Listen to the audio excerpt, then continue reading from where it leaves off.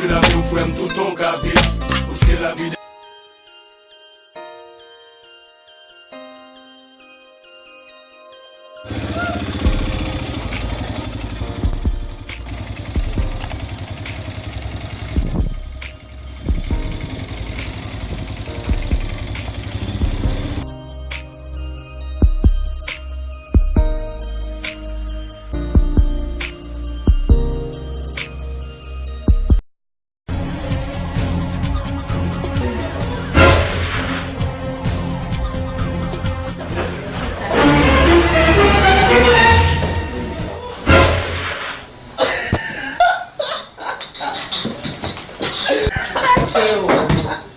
Ou mwen ka fè de koum masan reflechi?